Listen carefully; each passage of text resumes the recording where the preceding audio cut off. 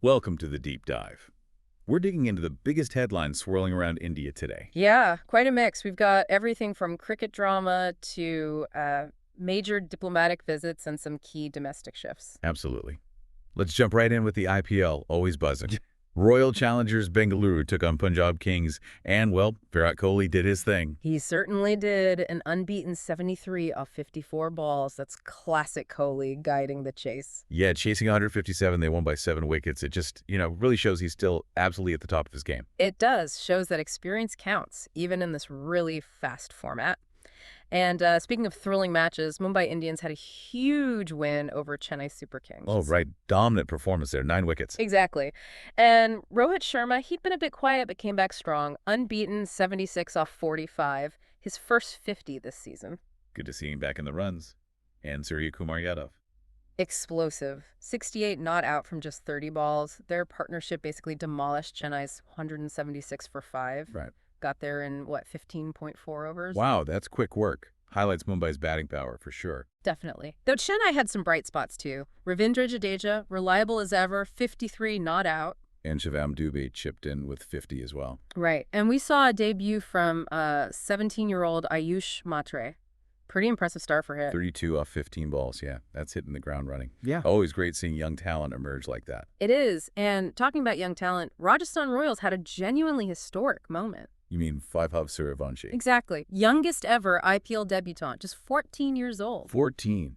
That's incredible. How did he do? Got off to a flyer, hit his very first ball for 6, went on to make 34 off 20 balls, part of a big 85-run partnership. Hitting your first ball for 6 at 14 in the IPL. That's something So else. sure. Created a huge buzz. Even got praise from Google CEO Sundar Pichai. Just shows the IPL's massive global reach, doesn't it? It really does. Okay, let's shift gears now from the cricket field to international diplomacy. Big news with U.S. Vice President J.D. Vance arriving in India. Yes, a significant 4-day visit. And interestingly, he's accompanied by his wife, Usha Vance, who is of Indian origin, and their children. Adds a personal touch. And the timing is key too, right? With those U.S. tariffs paused. Precisely. It sets the stage for potentially productive talks, especially on a bilateral trade deal. That's expected to be high on the agenda with Prime Minister Modi. So the main goals are likely finalizing that trade pact tariffs, market access, all that tricky stuff. That seems to be the core focus, yes. Yeah. And alongside that, the U.S. will probably be encouraging India to, buy more American defense equipment, strengthening that strategic side of things. Makes sense. What's his schedule looking like? It sounds pretty packed. It is. After arriving, his family visits the Swaminarayan Akshardham temple. Then crucial talks at Modi's residence, involving key players like S. Jaishankar and Ajit Doval. And a dinner hosted by the PM. Yes. Plus, trips outside Delhi. He's heading to Jaipur Amber Fort and giving a speech at the Rajasthan International Center. And, of course, a visit to the Taj Mahal in Agra. Quite the itinerary. And senior officials from the Pentagon and State Department are there too. That's right. It really underlines the visit's importance. Enhancing ties, boosting economic and defense cooperation. It's all about strengthening that U.S.-India partnership. He leaves on April 24th.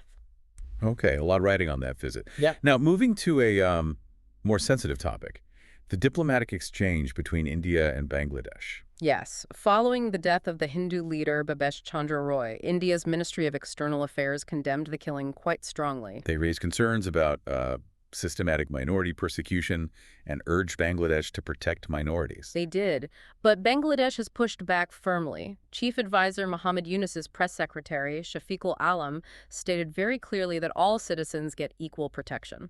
And did they offer details about the incident itself? Yes. Alam mentioned Roy left home with people he knew. The initial autopsy apparently showed no immediate injury, so a viscera test has been ordered to find the exact cause of death. Right, so the investigation's ongoing.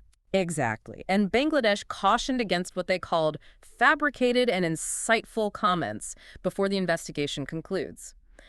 They also dismissed reports about a potential U.S. travel advisory upgrade for the Chittagong Hill tracks, urging people to check official sources. It really highlights the delicate nature of these cross-border issues, especially concerning minority rights. Careful diplomacy and sticking to facts seem crucial here. Absolutely. Okay, let's turn inwards now to developments within India. We're seeing states moving ahead with labor reforms. This is interesting because the national labor codes enacted years ago still aren't officially implemented, right? Correct. It seems states are taking the initiative, aligning rules with what industries are asking for, to attract investment and boost manufacturing. So what specific changes are we seeing? Well, a big one is the retrenchment threshold. Quite a few states, over 19 states and UTs, have raised the limit for layoffs without prior government approval from 100 employees up to 300. That's a significant change for businesses. What else? Thresholds under the Factories Act and Contract Labor Act have also been raised in several states, and fixed-term employment is now permitted in 25 states, giving more flexibility. And I saw something about night shifts for women. Yes, that's a major one. 31 states and UTs now allow women to work night shifts, a big step for workforce inclusivity. Definitely. And things like compliance notices before prosecution. Right, and compounding of offenses, making things a bit smoother, less litigious maybe. What's interesting is that these reforms seem to be happening across party lines. It looks driven by economic growth goals. So the central government is encouraging this. Yeah, through workshops, sharing best practices. They're apparently still consulting with states like West Bengal, too. It shows a real push, state by state, to improve the business environment while the national codes wait. Okay, moving from policy to security. Meghalaya police have uncovered a pretty major network, haven't they? Helping illegal Bangladeshi immigrants. Yes, a significant operation. It started with an interception in Nongpa individuals with forged Aadhaar and PAN cards. And these were Bangladeshi nationals. Suspected to be, yes. Investigations showed they likely entered India illegally about 2 months ago, helped by a smuggling ring stretching from Mumbai and other cities. A cross-country operation, then. Seems like it. The trail led to Mumbai, where they arrested key suspects: Sheikh Mohd Mujib, Nusrat Akazi, and Jabir Yunus Sheikh. And what were they allegedly doing? Creating fake documents, opening bank accounts, using those fake IDs apparently for loan scams, cybercrime, and then selling those accounts on to other cybercriminals. So facilitating financial fraud on quite a scale. Exactly. Police seized digital evidence, ID fabrication tools. The suspects were taken back to Meghalaya. It raises serious national security concerns, porous borders, instability in Bangladesh. The fear is more illegal immigrants getting Indian IDs for criminal activities. That's the worry. It really highlights the need for better border infrastructure, better intelligence, and maybe even diplomatic efforts to tackle this kind of organized crime. A complex challenge. Okay, let's switch to education policy now.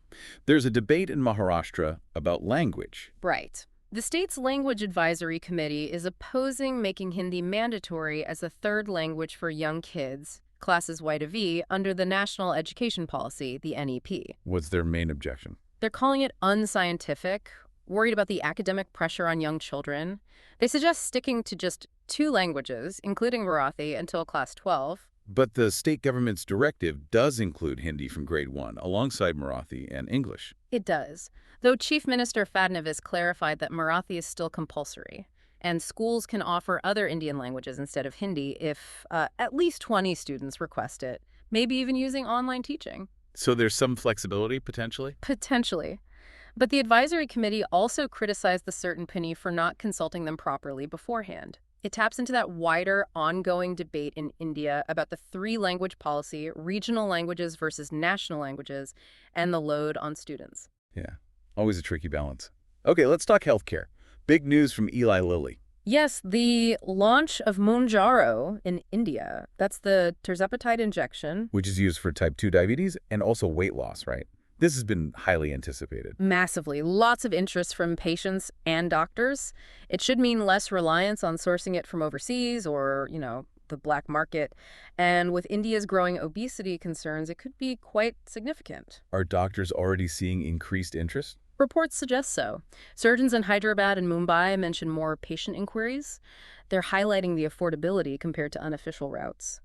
Manipal hospitals in Bengaluru saw a 20% jump in weight loss medication queries. So patients who were struggling to get it before are relieved. Seems that way. People like Vikram, who apparently used to get it from Dubai, are relieved. And others, like Kirti Reddy, are optimistic based on what they've heard. And competitors are reacting. Looks like it. Novo Nordisk might speed up their Wegovy launch, and Indian generic companies are likely looking at cost-effective alternatives.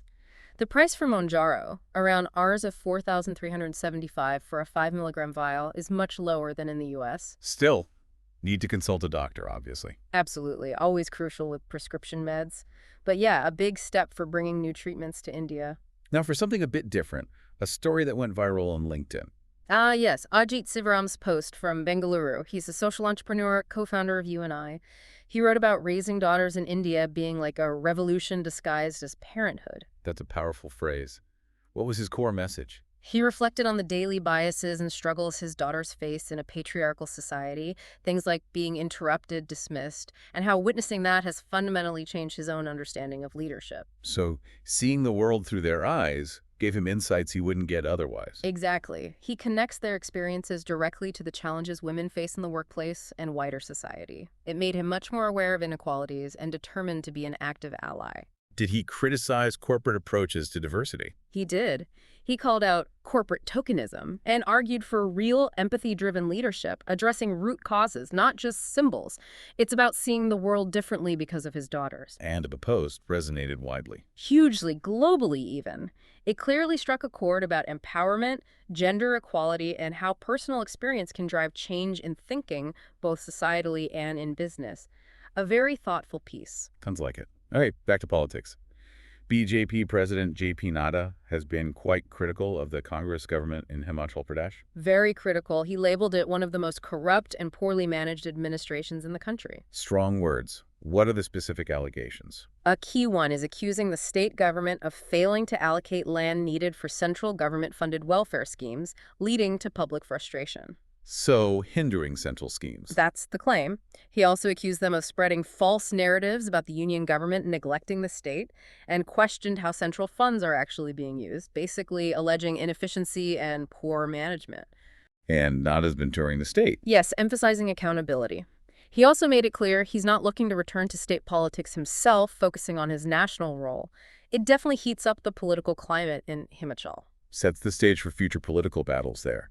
Now, let's look at Jammu and Kashmir. PDP President Mehbooba Mufti has been targeting the National Conference. Yes, she's accusing the NC, the ruling party there, of basically aligning with the BJP's agenda and, crucially, avoiding discussions about Article 370. So suggesting they're sidestepping the core issue post-abrogation. That's her assertion. She also criticized them for, in her view, failing public acceptations on things like the WAF Amendment Act, which she feels harms Muslim sentiments. What other issues did she raise? Disappointment over lack of action on government employee dismissals, mass arrests, regularization of daily wagers, and she heavily criticized the NC regarding the PGD coalition. The alliance formed to oppose the Article 370 changes. Exactly.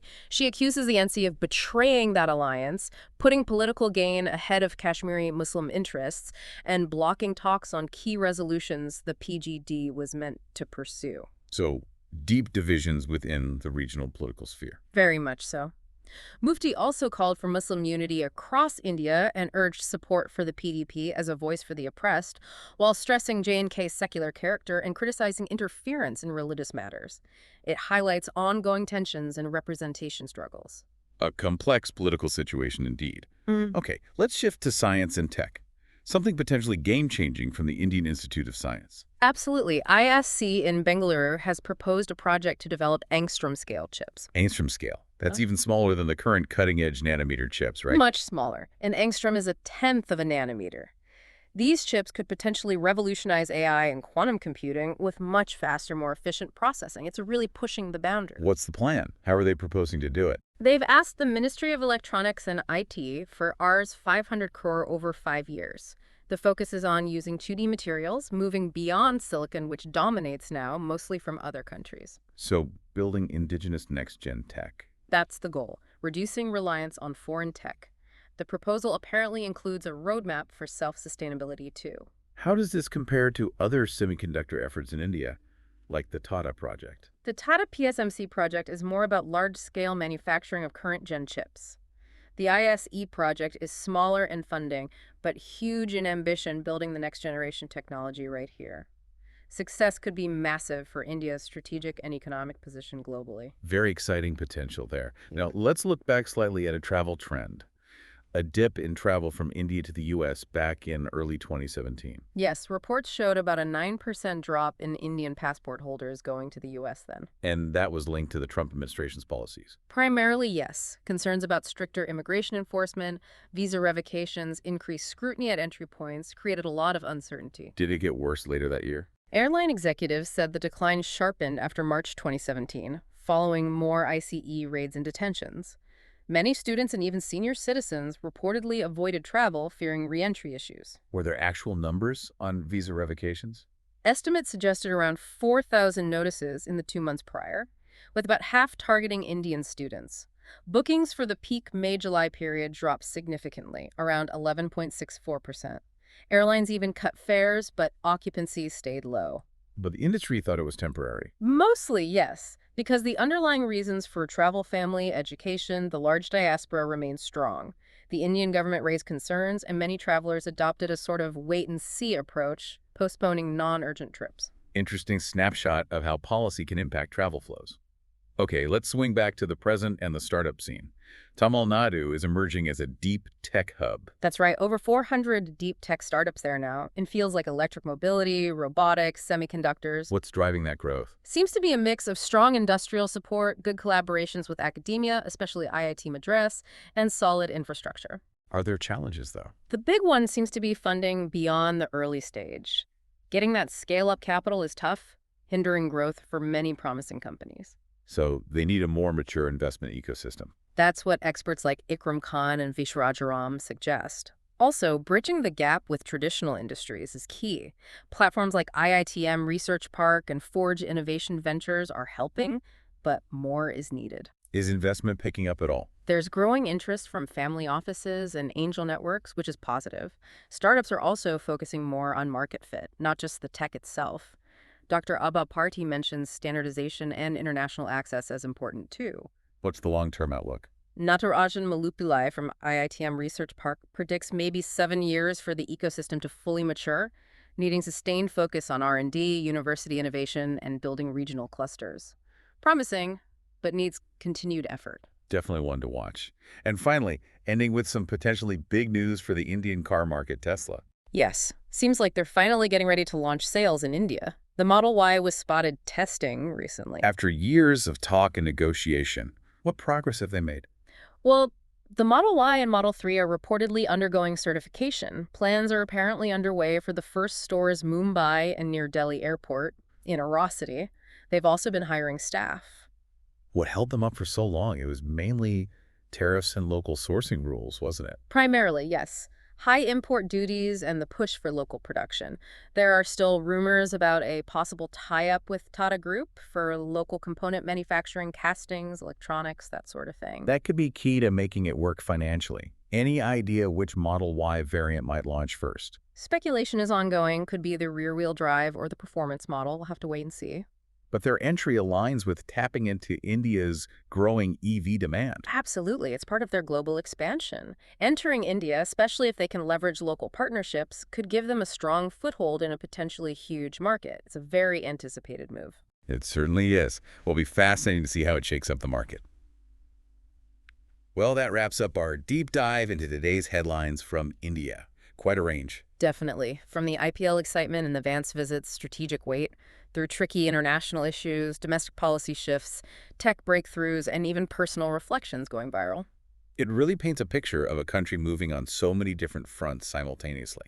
Sports, diplomacy, society, economy, technology. And you see the connections, right? How a cricket match grabs national attention, how a diplomatic visit impacts trade, how local crime touches national security, how one person's thoughts spark debate. It really does. It makes you think about the forces shaping India's path forward. Indeed. Lots to keep watching. So, thinking about all these diverse stories we covered today, what's the one headline you think might have the most significant long-term ripple effect for India, and why? Something for our listeners to ponder. Thanks for tuning in to The Deep Dive. We'll catch you next time.